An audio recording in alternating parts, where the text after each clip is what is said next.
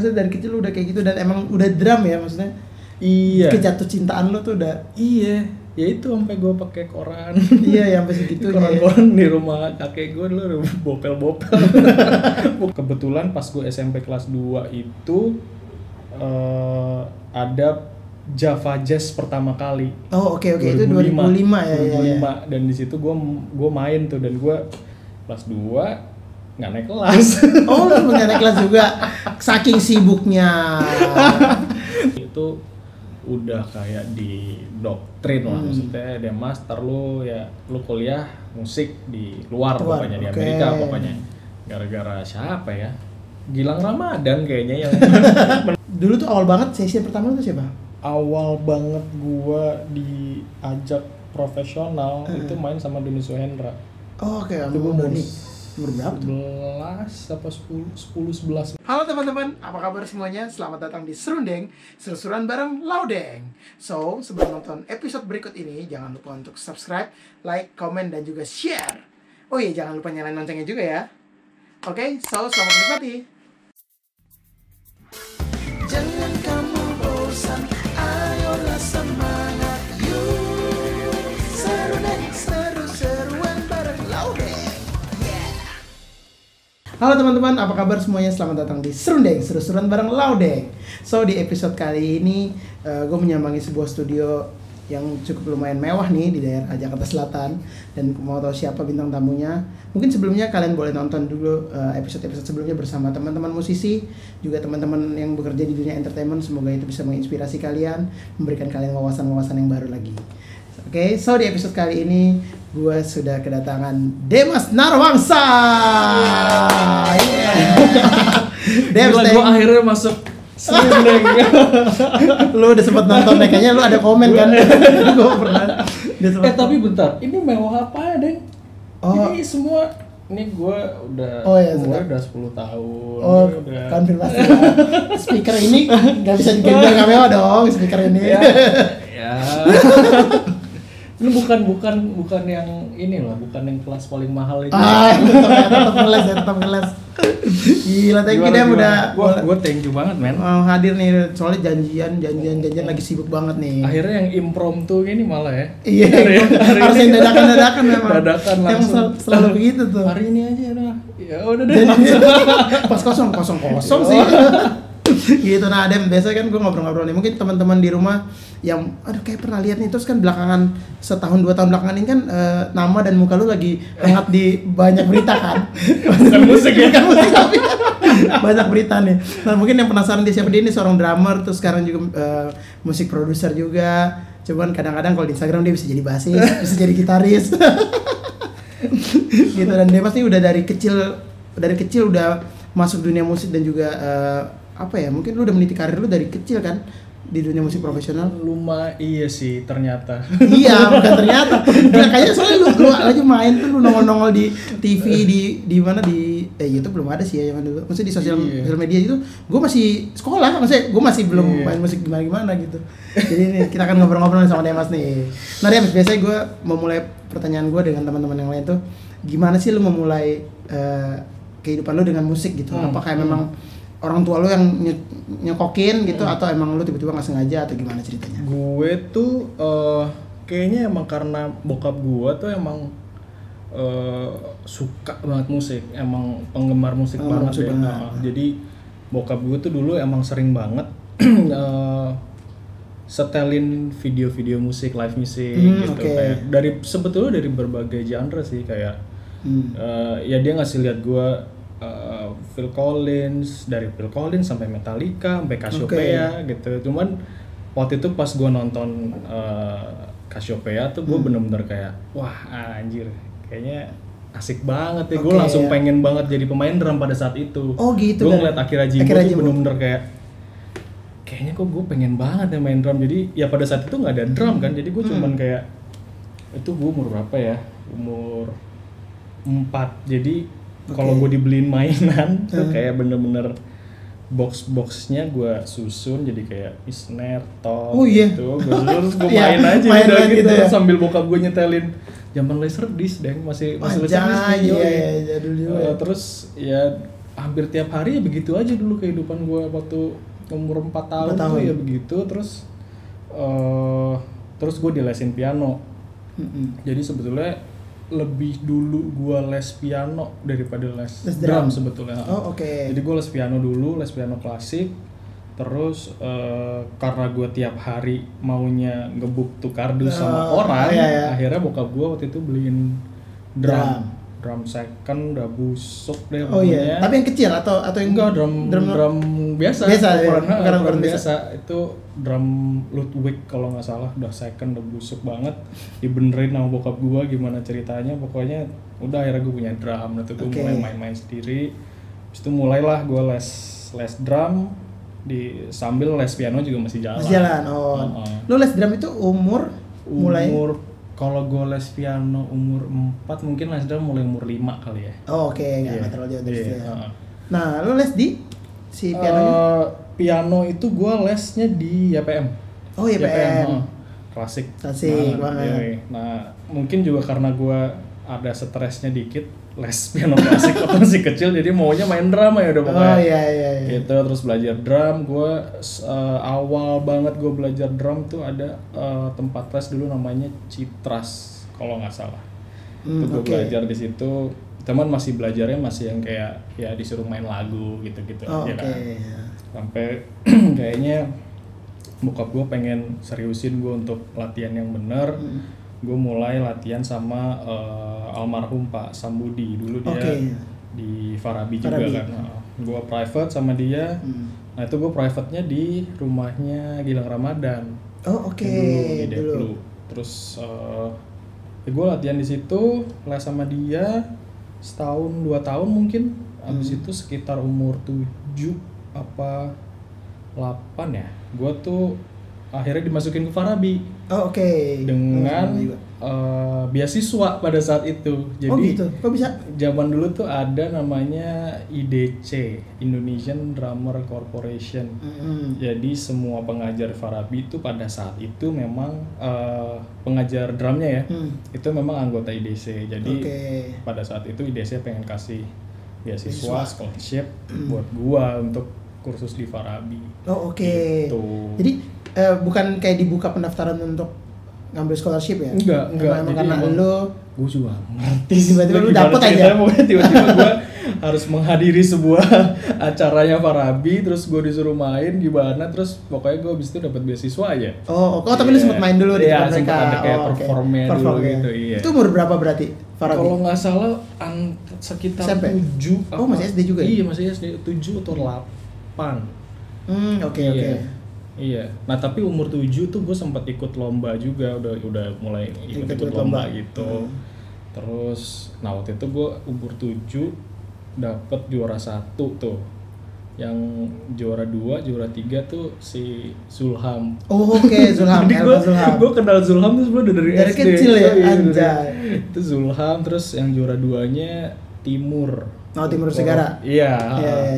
Jadi gue kenal mereka itu benar-benar dari gue SD ngeliatin mereka kayak main, buset. Terus kayak ya akhirnya sampai sekarang ya. Gila, tapi proses belajar lu berarti lumayan cepet ya. Maksudnya lu nyerap ilmunya itu lumayan cepet loh segitu. Iya, nggak tahu kenapa. Mungkin karena gue emang suka banget aja gitu. Karena gue pengen pada saat itu ya emang ya udah dramanya terus gitu. Tiap hari kalau kerjanya di rumah ya nonton, kalau nggak Cassiopeia tiap hari. Paling nontonin drummer. Mungkin udah mulai umur 6, 7 tuh gue udah mulai lihat video-video kayak Tony Royster gitu, Virgil tuh udah mulai ya umur segitu lah. Segituan ya. Jadi referensi lo memang udah banget lah umur segitu sih ya. Belum ada YouTube tuh. Belum ada YouTube, bener. Masih VHS. Aduh anjay itu. Bokap gue tuh dulu kayak jadul ya, bener-bener. Setiap ada video-video drum VHS tuh dia kumpulin gitu. Ya? Gitu. Jadi referensi ya. Gitu. Gokil ya, maksudnya dari kecil lu udah kayak gitu dan emang udah drum ya maksudnya. Iya. Kejatuh cintaan lu tuh udah. Iya. Ya itu sampai gue pakai koran. Iya, sampai segitu ya. Koran di rumah kakek gue dulu bopel-bopel. Pukulin kena stick semua, bolong-bolong kan. Iya benar. Iya. Nah, terus nasib les piano lu tuh gimana? Lu sampai umur berapa les piano? Gua sampai umur berapa ya? mungkin 9 kali ya, 9 atau 8 tahun. Ya itu udah mulai bosen kayaknya, bosen. Terus strict banget juga kan kalau klasik. Iya, strict banget. Terus ya pengennya main drum aja udah, pokoknya waktu itu tuh mau latihan piano males aja pokoknya. Ya udah terus berhenti. Cuman gue sempet juga belajar piano jazz sama Mas Arya namanya. Mas Arya Farabi? Iya, Farabi. Itu gue private sama dia di rumah. Gue sempat belajar lah, tapi nggak lama sih itu juga. Nggak lama, nggak tahu juga gue kenapa, mungkin. Itu masih kecil kan berarti umur? Iya, umur 8-9 mungkin. Ya. Gitu. Ya karena Mas Arya ini Mas Arya ini salah satu fenomenal juga kan. Ada orang bilang semua muridnya Mas Arya itu pasti jadi. Oh iya. Iya benar. Iya. Ivan tuh muridnya Mas. Oh iya. Iya, Ivan, terus Yesi. Oh, itu Mas Arya semua tuh. Jadi iya, banyak sih. Gue taunya udah lama banget kayak. Dia. Iya, Mas Arya maksudnya orangnya nggak ada di industri musik. Iya. Tadi pengajar cuman lu belajar di mana? Mas Arya, lu belajar Mas Arya gitu loh. Jadi gue dulu private sama dia. Mas Arya ini legend sih. Ternyata lu juga salah satunya. Ini buktinya karya-karya di sini nih pasti ada dong sedikit banyak. Pun ujung-ujungnya juga gue nggak ngerti kan chord apa. Nah udah. Enak bunyinya nih. Nah lanjut nih, begitu berarti lu les. Lu waktu kecil berarti udah main drum banget. Iya. Lu waktu itu membagi waktu sama sekolah, masih inget kan? Sama pelajaran gitu akademis. Cukup kacau sih. Cukup kacau ya. Gue cukup apa ya bukan tipe anak yang demen sekolah. Belajar. Ya normal lah, maksudnya ya gue cuman main musik. Kalau sekolah tuh yang paling gue tunggu-tunggu adalah main bolanya, udah itu doang. Oh, lu soal main bola juga? Iya, gue kan demen banget bola dari kecil kan, jadi sekolah tuh cuman buat main bola. Iya. Ya belajar ya adalah. Okay, iya. Cuman gue sampai pernah juga SMP. Itu kalau nggak salah gue SMP kelas 2 ya. Itu gue udah mulai manggung-manggung. Oh, oke. Mulai manggung-manggung. Kebetulan pas gue SMP kelas 2 itu ada Java Jazz pertama kali. Oh oke. Itu 2005 ya. 2005 dan di situ gue main tuh, dan gue pada saat itu gue lagi bikin band baru lah. Cool ya. Cool tuh duluan ya daripada duluan. Itu jauh lah duluan. Terus ya lumayan hektik tuh, gue udah mesti ngumpulin playernya, karena waktu itu sempat ganti formasi. Gue harus ngumpulin playernya siapa aja, terus bikin lagu baru segala macam buat manggung di Java Jazz. Kelas 2 nggak naik kelas. Oh, lu nggak naik kelas juga, saking sibuknya. Tiap hari tidur jam 2 pagi, gimana mau masuk sekolah? Lebih ke bolos ya, maksudnya banyak bolosnya. Iya, bolos mulu gua, gila, bikin lagu, latihan sampai jam 12, sampai jam 1, paginya nggak bangun. Udah teler. Iya. SMP tuh. SMP ya. Tapi ya maksud gua kan lu fokus ke tujuan lo kan. Iya. Musik gitu kan. Tapi untuk bersyukurnya berarti keluarga lu benar-benar support banget ya. Surprisingly iya. Iya kan, maksudnya itu langka banget di Indonesia, iya nggak sih? Gue nggak tahu kalau di luar. Karena bokap nyokap gue juga orang seni juga kali ya. Orang seni juga ya. Kan emang orang film, nyokap juga orang film. Jadi ya nyokap sih masih yang lumayan nge-push gue untuk sekolah yang benar segala macam. Cuman kalau bokap lebih kayak ya selalu oke lah ya, seniman banget. Asal musik lu bagus ya. Iya benar. Setidaknya ada gitu tujuannya kan, daripada lu nggak jelas sekolah tapi kayak apa gitu. Iya benar. Tapi oke sih, ini gue baru tahu cerita ini juga nih. Oke sih. Nah habis itu sering berjalannya waktu, dari proses SD, SMP, SMA deh. Lu ada kebosanan nggak sih sama drum? Sempat berpikir nggak untuk kayak apa coba gitar ya, apa coba bass ya? Banget lah, gila. Kan maksudnya lu juga SMP udah manggung Java Jazz, maksudnya udah event-event gede gitu. Iya, ya gua karena udah bukan kelamaan, maksudnya udah dari umur 5 tahun main drum mulu, mungkin nggak yang wajar untuk gua ngerasa jenuh kan. Iya, jenuh. Jadi gua ya untungnya dulu di rumah ada studio. Terus ya bokap sama teman-temannya sering ngeband sama teman-temannya juga, jadi di rumah ada keyboard, ada bass. Gitu. Jadi gue juga ya kalau lagi bosan main drum, ujung-ujungnya gue latihan bass sendiri gitu, ngulik-ngulik, main gitar ya sampai akhirnya gue ada kalanya di mana gue lebih sering latihan bass sama gitar kan daripada latihan drum. Iya, benar. Itu sih. Iya, maksudnya kan karena kan lu dari kecil maksudnya orang yang mulai start profesionalnya SMA atau setelah itu aja kadang ada bosennya kan. Apalagi lu dari SD gitu loh. Iya. Anjir sih gokil. Nah, terus lu kan juga berarti belajar sama banyak guru lah drum nih. Di Farabi lu masih apa? Di Farabi, nah pada saat itu Farabi itu gurunya banyak. Iya, jadi setiap mata pelajarannya beda guru. Oh, oke. Jadi gue itu belajar sama Gary Harp, belajar sama almarhum Pak Sam juga lanjut di situ. Terus belajar sama Mas Tovan Gunarso, terus ada Mas Yakob, banyak deh pokoknya. Banyak banget ya di Farabi ya. Jadi beda-beda pelajaran, beda guru. Terus yang abis itu lu ada masih private-nya nggak setelah sama Pak Sam itu? Setelah gue masuk Farabi, gue udah nggak private drum lagi. Udah pokoknya belajar di Farabi. Oh, di Farabi ya. Keren nih, berarti guru banyak, experience banyak kan? Iya. Iya dong.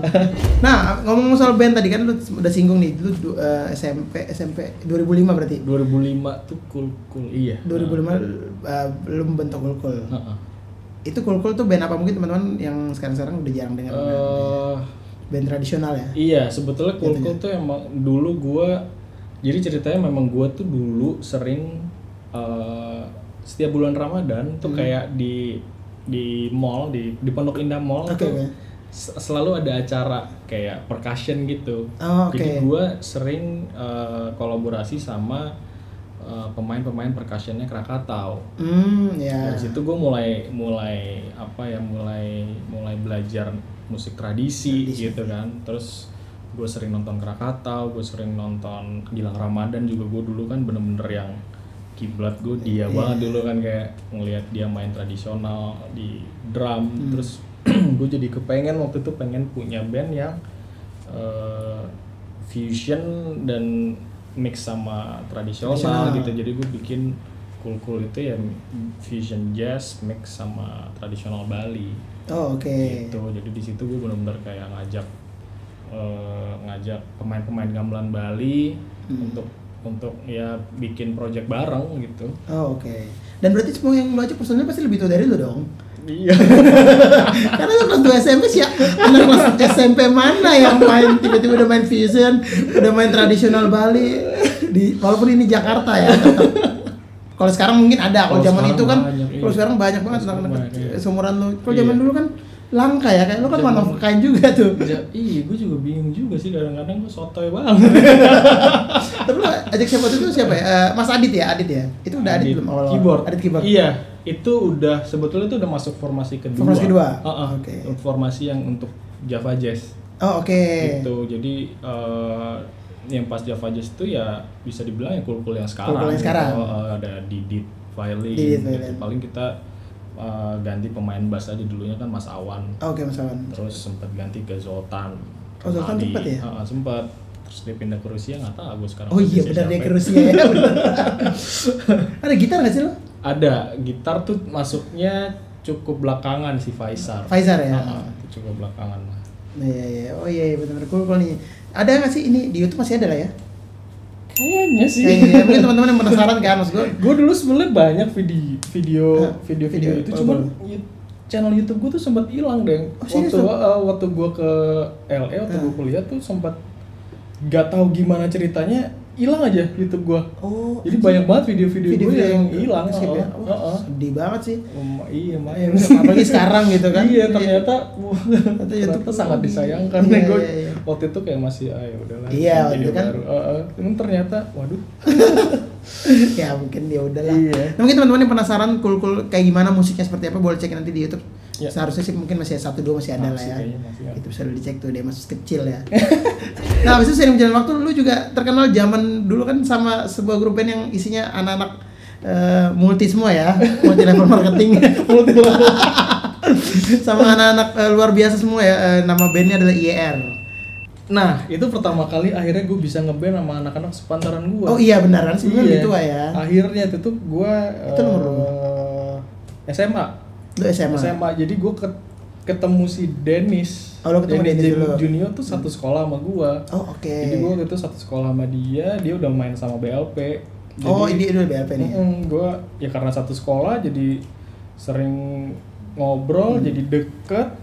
Akhirnya kepikiran pengen bikin band gitu kan. Jadi basic ini dari iya, gara-gara itu Sule, karena sebelumnya memang nggak terlalu kenal kan. Pas satu SMA baru kayaknya kita bikin band kali ya yang seumuran kita semua gitu. Iya. Dia juga main sama tua-tua juga ya. Mainnya sama BLP, gue juga mainnya sama yang senior kayaknya bikin yang seumuran asik kali ya. Ya udah akhirnya kita bikin lah YR waktu itu. Ngajak si awalnya kan si Enos. Bass. Terus gitaris siapa ya gitu kan. Ada nih, gue pada saat itu pergaulan gue dengan musisi-musisi yang sepantaran tuh hampir nggak ada. Jadi semuanya tuh dari Dennis tuh. Si bassnya Enos aja, ini biasa main sama Elo. Oke boleh. Gitarnya si Reno aja nih, anaknya Mas Mujiono, asik mainnya. Oh ya udah. Itu pokoknya iya aja ya. Iya aja, gue nggak kenal kan. Ya udah deh. Terus vokalnya siapa? Nah gue lupa nih, vokal nih ide gue apa ide Dennis, cuman gue emang cukup ngikutin si Albert waktu zaman Avi Junior. Kayaknya Albert asik nih, coba deh mau nggak ya? Mau, ya udah kita bikin YR. Terus si Moti itu sama David? Awalnya David dulu. David tuh juga Dennis juga. Ajak David, terus Moti tuh masuk mungkin udah setelah IR udah lumayan jalan. Oke. Iya. Jadi itu adalah band apa ya bisa disebut Avengers anak zaman ya, Avengers kecil. Anjir mereka umur berapa tuh, gue juga nonton, anjirnya anak dia juga amat ya. Itu lu berarti SMA. Iya. Dari antara semua itu paling tua siapa? Reno. Reno paling tua ya? Iya, Reno paling tua ternyata. Reno paling tua ya, betul. Reno udah kuliah berarti ya? Reno udah kuliah bener. Kita masih SMA. Kita masih SMA. Reno sendiri. Nah, waktu itu tujuan lu bikin itu selain ya punya teman, masih punya band yang seumuran, apa tujuan dengan musiknya IR?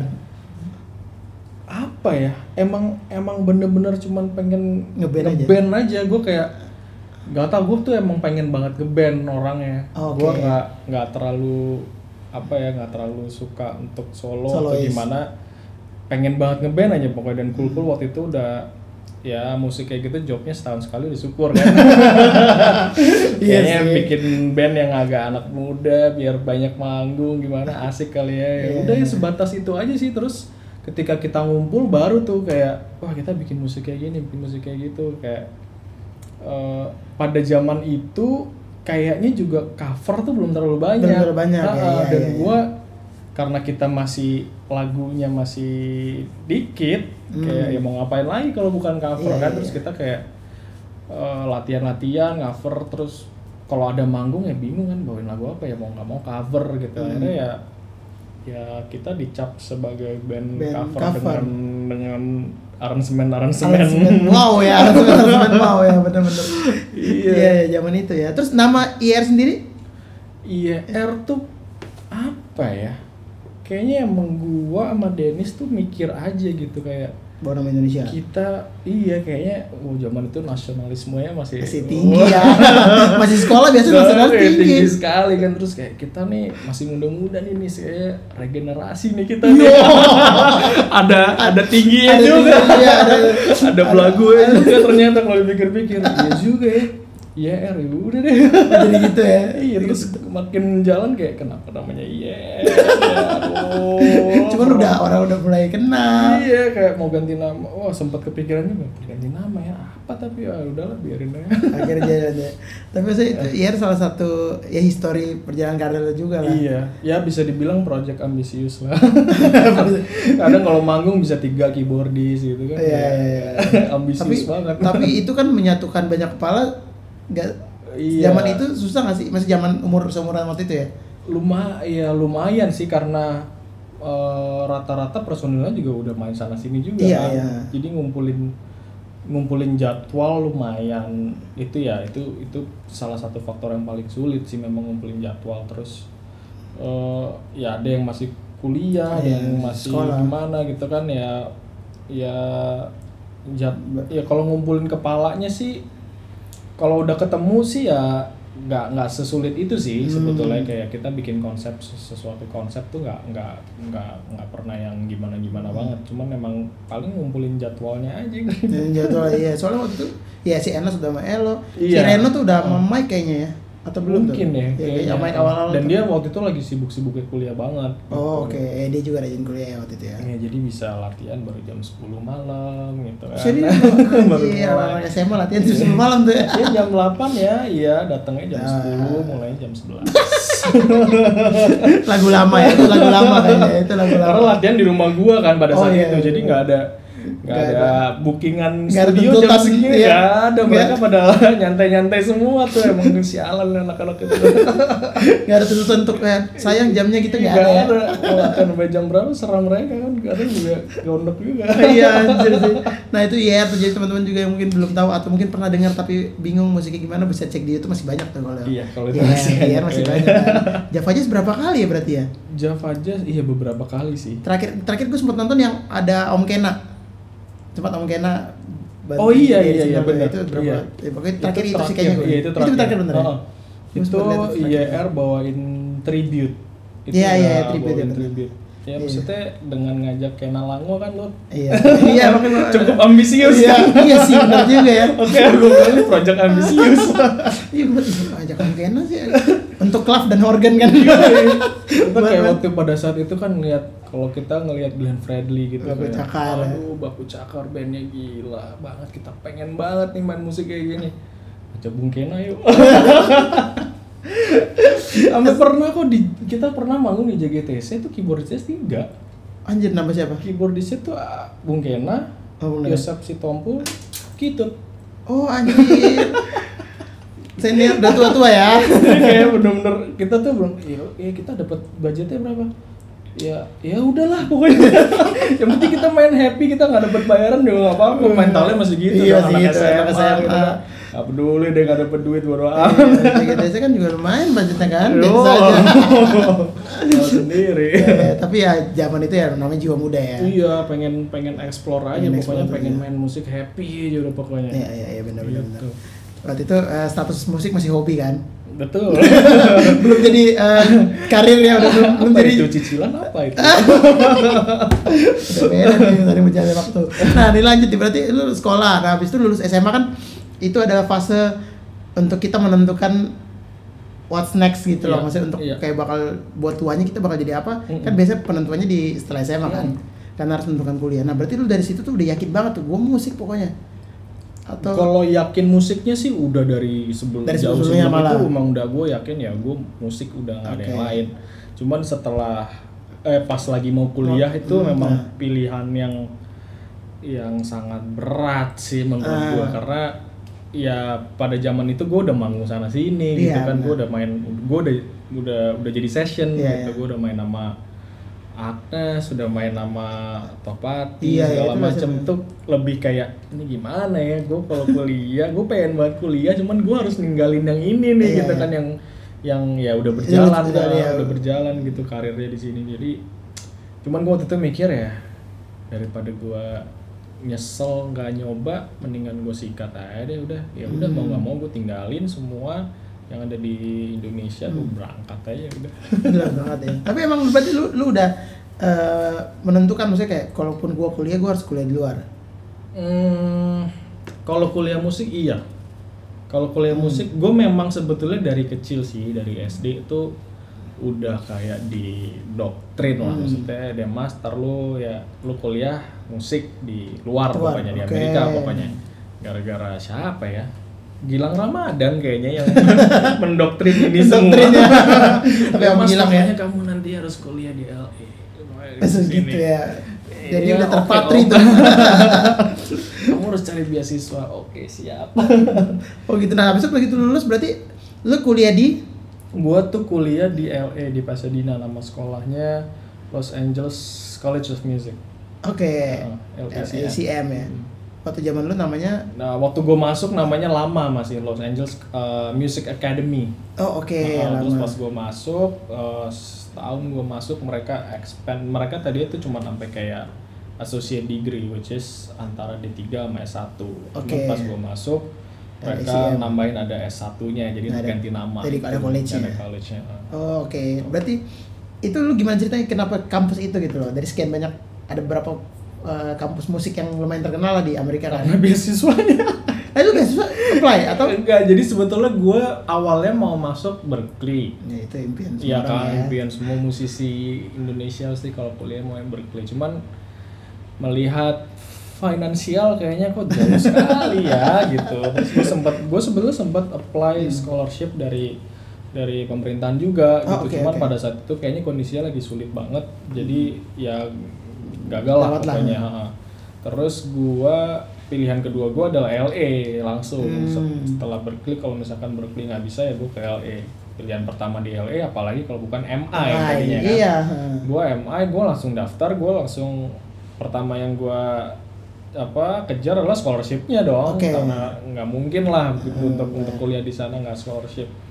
Pas gue apply ternyata scholarship-nya mereka juga kecil banget gitu. Jadi ya nggak doable pada saat itu buat gue. Jadi setelah gue kulik-kulik, gue sempat main sama Dwiki Darmawan. Terus Dwiki Darmawan tuh sempat ngajak pemain saxophone namanya Andy Suzuki. Itu orang Amerika. Gue waktu itu kita tour ke Eropa, kita main di Italia, main di Austria. Gue ketemu sama dia, gue ngobrol, gue kayak gue tuh pengen banget sekolah di Amerika, gini. Oh ya udah, nanti gue kenalin lo sama temen gue, dia bilang. Namanya Ralph Humphrey.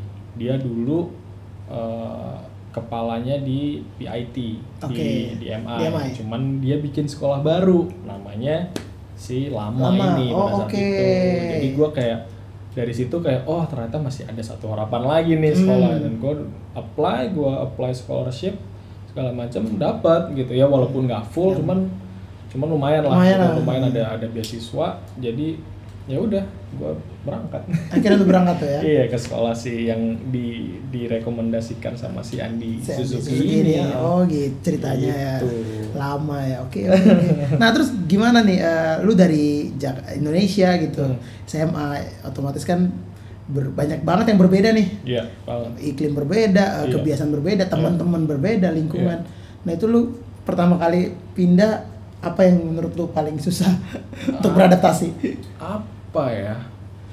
Sebetulnya kalau mau ngomongin yang paling susah, menurut gue lebih susah untuk adaptasi di mana yang biasanya gue setiap seminggu pasti ada manggung. Di sana gue sama sekali nggak ngapa-ngapain. Udah gue bener-bener cuman kuliah doang. Weekend nggak ngapa-ngapain gitu kan. Itu cukup lama buat gue kayak bisa menerima di mana gue kayak gue nggak manggung gitu. Gue di sini cuma kuliah ya, cuman ya lama kelamaan gue kayak ya udahlah, memang gue di sini harus mendedikasikan waktu gue untuk belajar, untuk latihan lagi. Mungkin kalau gue di Indonesia, gue di Jakarta kayak kebanyakan manggung, latihan gitu kali. Gue kayak udahlah, dan nanti biarin aja, gue yang penting belajar dulu. Cuman kalau kebiasaan yang lain apa ya? Kalau secara culture ya ada sih adaptasi, cuman nggak terlalu gimana banget sih. Apa yang lu kangenin waktu itu dari Indonesia? Iya, sebulan pertama kan. Apa ya? Manggung beneran. Memang sih manggung ya. Bener-bener karir gue di Indonesia tuh gue kayak berat banget gitu. Kayak gue lepas aja gitu kan. Banyak banget. IR pada saat itu masih jalan. Gue sebelum berangkat tuh gue lagi ngerjain produksi sama YR, tapi gue harus tinggal kayak aduh ya itunya sih yang paling berat. Menurut gue. Nah ini mungkin yang menarik nih, dan gue juga tadi mikir kayak anjir, maksud gue gini, lu sempat SMP nggak naik kelas, terus pendidikan buat lo kayak ya jadinya nomor 2 lah gara-gara ada drum. Cuman lu seniat itu untuk mendapat pendidikan di luar negeri gitu, maksud gue berarti kan tetap lu concern juga sebenarnya sama pendidikan kan? Iya pendidikan musik ya, gue mungkin gue masih banyak penasarannya pada saat itu. Kayaknya nggak semuanya bisa gue pelajarin di YouTube gitu, terutama experience-nya. Ya memang kalau menurut gue kuliah di Amerika yang paling banyak gue pelajari adalah culture-nya di sana gitu. Kayak lu bener-bener apa ya, experience the culture tuh benar-benar di situ, di kandangnya langsung. Itu beda sama lu lihat di komputer gitu kan, di YouTube bener-bener. Gitu kayak lu cuma bisa ngeliatin, lu nggak tahu di situ sekelilingnya kayak apa, gimana ya, orang-orangnya di situ kalau ngobrol kayak gimana gitu bener, kan. Itu menurut gue yang paling berpengaruh buat gue sih. Karena dari situ ternyata ya kalau lu tiap hari bergaul sama orang-orang itu, mau nggak mau pasti musik lu, otak lu juga jadi jadi kebentuk ngikutin mereka gitu kan. Jadi itunya sih, kalau misalkan pelajaran kampusnya gue yakin di internet pasti ada sama ya. Iya, pelajaran kurang lebih di Indonesia, di sekolah drum di Indonesia juga pasti yang diajarin kurang lebih sama. Cuman experience itunya sih, culture-nya. Karena ya culture menurut gue sangat menentukan permainan lu, karena lu main musik ya seniman itu kan pasti nggak bisa bohong gitu. Kayak lu gimana, hati lu gimana, perilaku lu gimana, kepribadian lu gimana, itu pasti akan tercerminkan di karya lu gitu kan. Di permainan lu ya. Iya, benar-benar keren. Goks gitu. Tapi itu gokil sih, maksud gue lu dari yang emang itu berat sih pasti untuk ngelepas beberapa tahun yang udah lu rintis banget. Tiba-tiba kayak anjir nih demi pendidikan. Iya. Tapi ya udahlah gitu. Banget sih. Nah, lu berarti di sana tuh berapa tahun? 2,5 tahun. Iya, program kuliah gua tuh cuman 18 bulan sebetulnya. Itu kan ya karena associate degree gitu kan, gua nggak ngambil yang S1-nya. Gua ngambil yang associate degree. Terus di Amerika tuh kalau lu udah selesai kuliah, lu bisa dapat kesempatan 1 tahun untuk magang, untuk cari kerja segala macam 1 tahun. Setahun itu. Jadi ya kalau misalkan dalam setahun lu tuh bisa dapat kerjaan yang bisa bikin lu untuk stay lebih lama di sana, ya lu bisa stay gitu. Cuman ya kesempatannya ini di 1 tahun ini. Dan gue waktu itu gue setelah kuliah gue akhirnya memutuskan untuk stay 1 tahun dulu untuk coba deh apakah gue bisa berkarya di sini, apakah gue bisa bertahan hidup di sini. Dan nampaknya tidak. Nampaknya belum, saudara-saudara. Nah itu setahun itu lu ngapain aja nih? Setahun itu ya gue mencoba untuk cari apa ya? Di sana tuh gue suka ada audisi. Jadi sekolah gue tuh ada kayak satu orang ini yang kayak agentnya musisi gitu lah. Jadi dia nyari-nyari, beda sama kayak di sini. Kayak di sini kan lu mau jadi session player, lu tinggal playernya ngontak lu aja gitu kan. Kalau di sana tuh melewati ada agentnya gitu. Dan kebetulan dia juga kerja di kampus gua. Jadi dia suka bikin audisi. Terus awalnya tuh audisinya di kampus dulu. Di kampus, terus nanti dia lihat dari karakter main lo, dari karakter elunya secara pribadi, nanti dia masukin ke database-nya dia. Nanti kalau ada artis yang kira-kira nyari musisi yang cocok sama kriteria yang pengen dia dapet, kita dipanggil untuk audisi. Gitu ya. Nah, gue waktu itu pernah dapet kesempatan satu kali apa atau beberapa kali, lupa gue. Ada audisi dari dia untuk session player. Jadi ini menurut gue pengalaman yang menurut gue apa ya, ini kayaknya nggak akan terjadi di sini kayaknya ya. Jadi gue audisi, gue datang, si orang itu, si agensi itu kasih tau gue, oke, lo audisi besok, ini lagu-lagunya, ini orangnya, si artisnya ini, tolong lo pelajari Instagramnya si artis ini, tolong lo pelajari lagu, ya kalau lagunya tuh udah pasti kan, lagunya lo harus pelajarin, tapi yang beda nih, lo pelajarin style bajunya ya si artis ini, dan temen-temennya kira-kira kalau style fashionnya, istilahnya fashionnya tuh kayak apa, lo besok datang kayak gitu. Lu nggak bisa datang cuma kayak pakai kaos biasa, ini enggak gitu. Lu harus jadi cuma sebelumnya untungnya gue pernah di brief sama dia.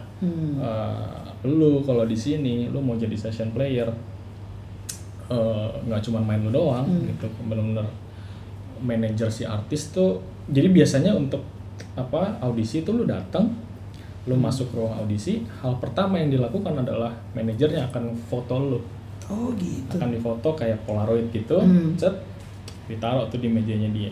Dia biasanya bikin langsung kayak apa ya, simulasi lah, kayak ini kira-kira drummernya mukanya begini, stylenya gini, fashionnya gini. iya apa pemain yang lain dancernya kira-kira bentukannya begini nih. Jadi kalau misalkan mungkin karena yang jago udah banyak banget kali ya di sana, jadi kayak iya. penampilan ya bener-bener lu harus the whole package gitu untuk bisa dapat kerjaannya gitu. Jadi bener pas gua nyampe sana, gua disuruh isi formulir. Formulirnya tulisannya restoran favorit lu apa? Makanan favorit lu apa? Serius? Ini buat apa sih? Ini buat apaan sih? Bener pas gua masuk ruangan, foto dulu. Oke. Foto, ceret, oke main ya. Pas main mereka udah nggak peduli, udah ya istilahnya ya udah cuman kayak lihat dari situ dulu iya, kayak ya itu sih, itu menurut gue pengalaman yang gila banget. Gue nggak nyangka gue mengalami momen itu kayak dimana lu audisi buat jadi musisi, cuman bukan hanya permainan lu gitu yang dinilai. Iya. Wah gokil sih, itu gue juga baru tahu. Segitunya ya, kalau di sini kan jauh dari situ ya. Jauh sekali. Masih jauh banget dari situ ya.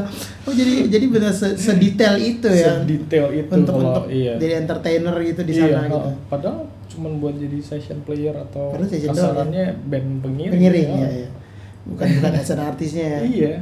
Cuma diperhatiin banget. Berarti selama setahun tuh ya lo pengalaman itu. Iya, terus gua ya ada manggung beberapa lah di sana juga jamming cafe gitu ada nggak sih? Ada banget. Cuman ya kadang masih lah orang Asia di sebelah mata tuh masih. Gua pernah gua lagi mau ngejam. Gua udah beberapa kali lah datang ke situ, pernah ngejam juga. Terus ya gua udah kenal sama hostnya lah istilahnya kan. Hostnya drummer juga, terus gue pernah mau ngejam pada malam itu. Kebetulan di situ yang lagi ada yang ngejam juga gitu, mau gantian kan, gue udah naik, disuruh turun lagi gue. Oh iya? Lu turun dulu, gue masih mau main. Anjir, serius? Ya kayak gitu culture yang menurut gue di sana kayaknya biasa aja, cuman kita shock juga gitu kan. Wadaw. Iya sih, kalau di sini udah pasti netizen baper kan. Udah diomongin, udah rame tuh. Oh gitu ya. Iya kayak gitu-gitu. Ya tapi struggle-nya itu ya. Struggle-nya sih ya, serunya di situ sih. Iya. Nah, ngomong-ngomong soal itu, lu kan kuliah musik, lingkungan musik, lu waktu itu masih ingat gak jam latihan lu untuk kuliah? Lu sehari latihan berapa jam? Gua tuh kalau di kampus emang ada jamnya sih. Buat latihan? Ada jamnya, kayak practice room-nya tuh dijatahin. Jadi sehari tuh ada jatahnya 2 jam sebetulnya. 2 jam buat di ruangannya. Cuman kalau misalkan sepi, ya lu bisa pakai lagi. Jadi ya nggak tentu, gue tergantung jadwal di kampus aja. Tapi selama 2 tahun tuh lu maksudnya tetap spiritnya tetap sama nggak, atau lu sempat ada bosen-bosennya juga? Sempat lah pasti. Atau capek? Homesick gak terlalu. Justru gue suka banget sih memang tinggal di sana dengan apa musik scene-nya di sana gitu. Sebenarnya ya gue enjoy banget sih. Cuman kalau bosen pengen pulang ya ada lah gitu. Gue paling pengen pulang, pengen manggung. Balik lagi. Tetap ya. Jadi kalau pulang tuh gue pasti manggung sama siapa gitu kan. Gue kadang waktu itu gue pernah pulang terus gue ngerjain album keduanya Top Atierno Mission gitu. Jadi ya jadwal gue pulang tuh juga langsung padat ya. Kayak pakai buat rekaman, buat manggung apa. Iya, mungkin kangen kan lu. Kangen banget gila. Gitu. Jadi Demas nih di LA 2,5 tahun dan lulus ya. Lulus kan ya. Gitu. Jadi maksud gua itu tadi, walaupun kayak kan kadang di Indonesia kan gitu kan, lihatnya akademis doang, padahal maksudnya apalagi zaman sekarang harusnya udah lebih open minded. Jadi ketertarikan anak di mana, mungkin one day dia akan bisa jadi meniti karirnya di mana, nggak harus akademis kan. Tapi ketika tadi buktinya, maksudnya ketika lu cinta, gue mendapatkan poin bahwa ketika lu cinta ya lu pasti akan belajar hal yang lu cinta gitu loh. Ya kan? Pasti nggak kepaksa belajar. Nggak kepaksa, benar. Nah itu bisa jadi masukan juga tuh. Nah akhirnya lu pindah, maksudnya lu balik lah ke Indonesia, kembali as a Demas. Nah berarti lu balik tuh umur berapa tuh? Session pertama lu tuh siapa? Kan lu ngebanding tadi. Dulu tuh awal banget session pertama lu tuh siapa? Awal banget gua ajak profesional itu main sama Dulu Suhendra. Oke, dulu berani. Apa 10-11 mungkin. Masih SD dong. Nah dan the fact is alternate reality itu juga masuk ke dalam nominasi AMI Award.